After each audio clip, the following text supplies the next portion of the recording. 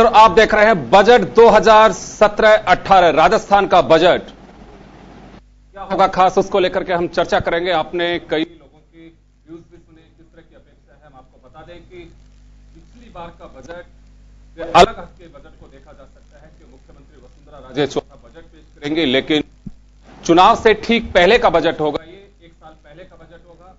2018-19 का जो बजट आएगा वो बजट एक तरह से हम कह सकते हैं कि जो भी सरकार होगी वो पूरा नहीं कर पाएगी, क्योंकि 2018 नवंबर में हमारे यहां पे विधानसभा चुनाव होंगे और 17 का पूरा वित्तीय वर्ष ये बजट देख पाएगा। तो लिहाजा कहा जा सकता है कि ये बजट पूर्ण बजट है और चौथा बजट वसुंधरा राजे का होगा। उनका जन्मदिन है, महिला दिवस है, तो ऐसे में कई सौगातें दी जा सकती है, उम्मीद की जानी चाहिए। उदय योजना पिछली बार लागू की, 60,000 करोड़ का घाटा डिस्कॉम्स का उन्होंने सरकार ने अपने माथे लिया और कहा जा रहा है कि उससे घाटा कम होगा। उसको लेकर के अभी हम चर्चा करेंगे। रिफाइनरी का क्या होगा, पिछली बार जिक्र नहीं था, उसमें कहा गया था कि हम इसमें प्रोसेस को आगे बढ़ा रहे हैं। रिबेट कहां दी जा सकती है, नोटबंदी के बाद बेशक सरकारें कुछ भी दावा करें, लेकिन आम जन की कमर टूटी हुई कही जा सकती है। एम्प्लॉयमेंट के क्या अवसर निकलेंगे। डबल एजी ने माफ करेगा एजी ने सरकार की उन तमाम जो अटकलें और जो दावे थे उनकी पोल भी खोली है कि जिसमें साफ बताया गया है कि स्किल डेवलपमेंट, जिसको लेकर प्रतिपक्ष कई बार ये बात कहता था कि ये स्किल डेवलपमेंट नहीं, ये स्कैम डेवलपमेंट होगा, और वो ही हुआ कि जहां मौके पे देखें वहां स्टूडेंट्स नहीं है और सेंटर कहीं के कहीं चल रहे हैं। ये अभी आपने देखा कि एजी की जो रिपोर्ट आई है उसमें साफ दिखाई भी दिया है। गवर्नमेंट को इस पर सुधार करना चाहिए। खैर चलिए हम चर्चा शुरू करते हैं। हमारे साथ व्यापार प्रकोष्ठ से जुड़े हुए अजय अग्रवाल साहब हैं, बाबूलाल गुप्ता साहब हैं, रामपाल जी जाट साहब किसान नेता हमारे साथ में हैं, गजेंद्र सिंह जी कर्मचारी नेता हमारे साथ हैं, यूथ में कविता चौधरी हमारे साथ हैं। आप सभी का स्वागत है। अजय जी, मैं आपसे जानना चाहूंगा कि सेंट्रल बजट देखा आपने और अक्सर सरकारें ये देखती हैं कि फेडरल जो बजट हमारा आता है उसकी कुछ छाया स्टेट बजट्स पे देखी जाती है। उनकी कुछ योजनाएं जो होती हैं बड़ी स्मार्टनेस के साथ में मुख्यमंत्री, राज्यों की सरकार उनको अडॉप्ट करके, जो मालूम है कि जब ये योजना आ रही है तो मेरे स्टेट में भी आएगी, उसका नाम भी बदल देते हैं। आपको ध्यान होगा पहले नरेगा जब शुरू हुई थी, कुछ जिलों में शुरू हुई थी, तो उसे मुख्यमंत्री रोजगार योजना के साथ जोड़ दिया गया था। इसी तरह से स्मार्ट सिटीज की बात की जा रही थी, प्रधानमंत्री जन आवास की बात की गई है। तो योजनाओं को अपने नाम के साथ में जोड़ के देखा जाता है। इस बजट की अगर बात करें, क्योंकि हमें लगता है कि 17-18 का जो बजट आएगा ये पब्लिक ओरिएंटेड बजट होना चाहिए और इससे उम्मीदें काफी हैं लोगों को।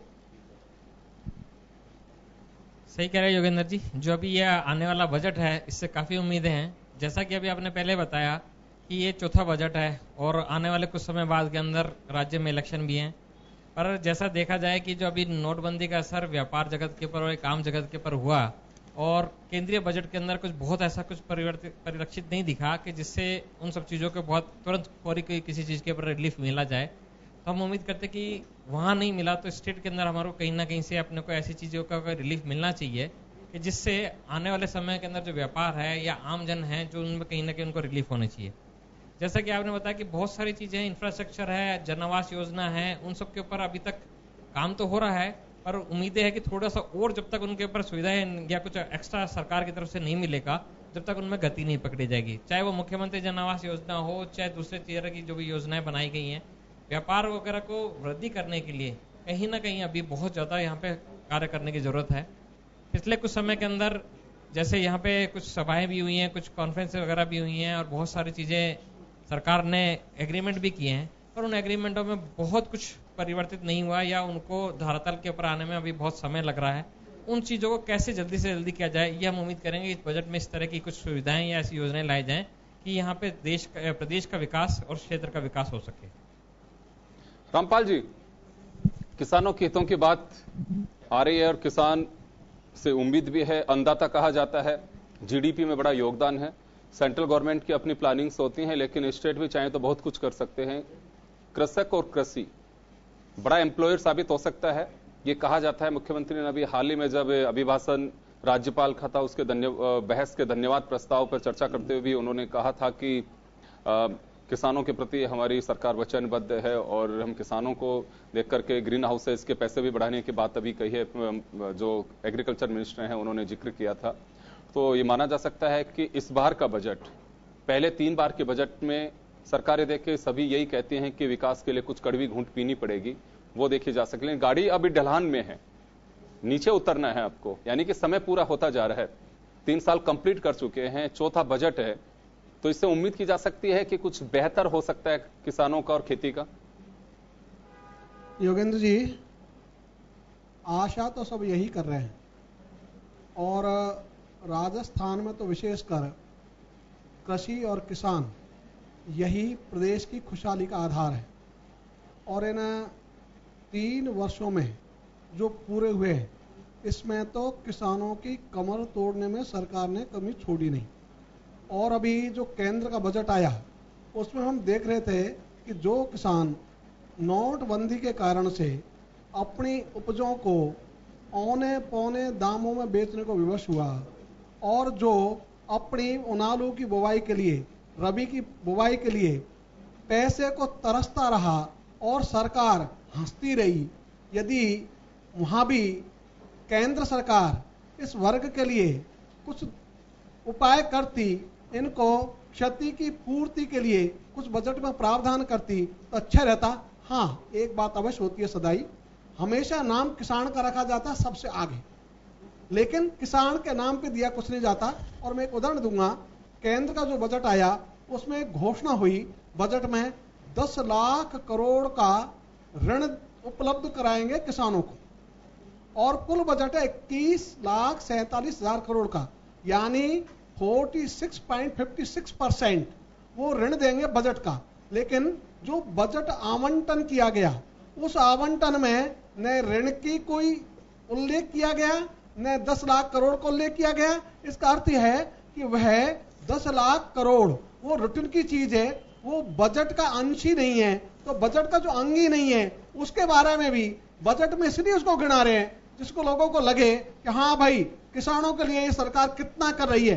तो इस ढंग की बात देखी जाती है। इसी ढंग से उन्होंने जिक्र किया, किसान की आमदनी 2 गुनी करेंगे, और 2 गुनी करेंगे पिछले बजट में भी थी, इस बजट में भी है। और किसानों को डर लगने लग गया कहीं 2 गुनी के नाम पर किसानों की आमदनी आधी नहीं कर दे। और अभी राज्य सरकार का जो बजट है, हम तो मैडम को उनके जन्मदिन पर अग्रिम शुभकामना भी देना चाहेंगे और उनसे आप जन टीवी के माध्यम से ये भी कहना चाहेंगे कि मैडम, ये चौथा बजट है।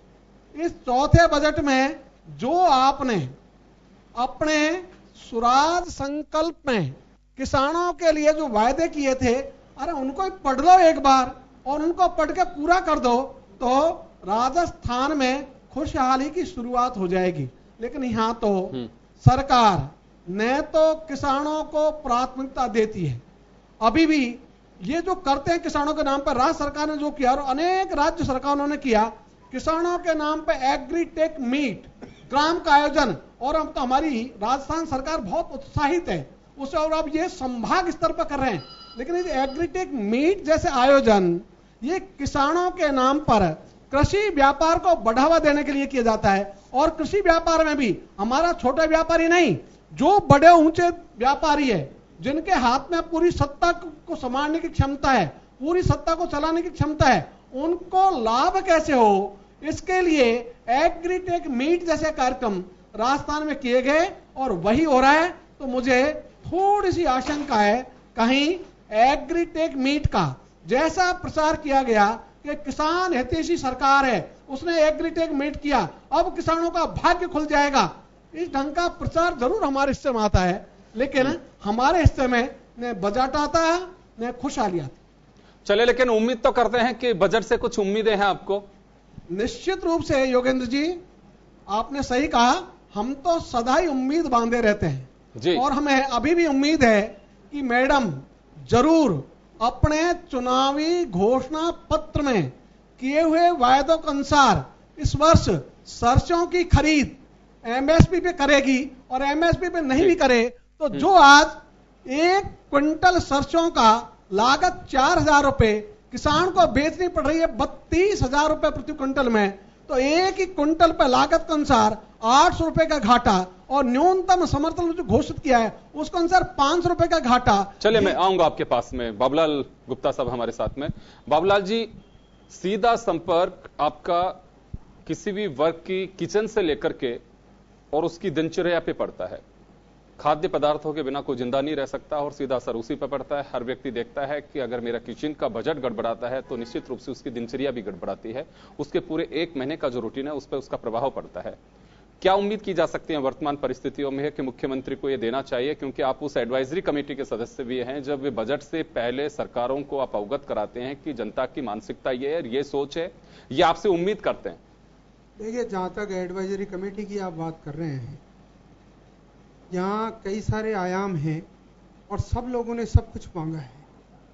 कृषि के लिए, सिंचाई के लिए, नहरों के लिए, जल स्वावलंबन योजना के लिए और कुओं को साफ करने के लिए, बांकड़ा बांध को लेकर के जो जल की व्यवस्था उसके लिए, मतलब सब जगह कहीं ना कहीं मांग हुई है। इसी प्रकार खेती को आगे बढ़ाने के लिए, बीज का अनुसंधान के लिए, बीज की व्यवस्था और फिर उसके बाद में उसकी मार्केटिंग, और मार्केटिंग में भी जैसे हमारे भाई रामपाल जी कह रहे थे कि समर्थन मूल्य तो कम से कम मिले, तो वही अभी 8 लाख टन मूंग पैदा हुआ रामपाल जी, और 1 लाख टन गवर्नमेंट ने खरीदा 52 रुपए में और बाकी 45 में बिका। अब आपकी सरसों मान के चलिए 30 और 32 में ही बिकेगी, क्योंकि गवर्नमेंट के पास पैसा नहीं है। अब इसके अलावा आप देखिए, यहाँ यातायात से संबंधित कभी बसों की बात होती है, कभी कोई यातायात में और किराया घटाने की बात होती है। अगर हम बात करें इंटरटेनमेंट की, तो सिनेमा वाले कहते हैं हमारे यहाँ टैक्स घटाइए। अगर बात करें इंडस्ट्री की, तो देखिए एक इंडस्ट्री नहीं है हमारे यहाँ, पहले है मिनरल इंडस्ट्री। मिनरल इंडस्ट्री की अगर बात करें तो आपका पूरी बेल्ट आ जाती है किशनगढ़ से लेकर के उदयपुर तक की, और वो सारे के सारे मांग करते हैं मार्बल और ग्रेनाइट के लिए, कुछ स्लेट के पत्थर के लिए मांग करते हैं, कुछ दूसरे पत्थर के लिए मांग करते हैं। और तीसरी बात हम करें तो अगर रिफाइनरी वाली जो बात आप कर रहे थे कि रिफाइनरी में अब कुछ ना कुछ किया जाएगा, मुझे तो नहीं लगता कि वहां कुछ रिफाइनरी में अभी कुछ हो पाएगा। कुछ मेट्रो की बात की जाती है कि सेकंड फेज के मेट्रो का क्या होगा, इसमें क्या रियायती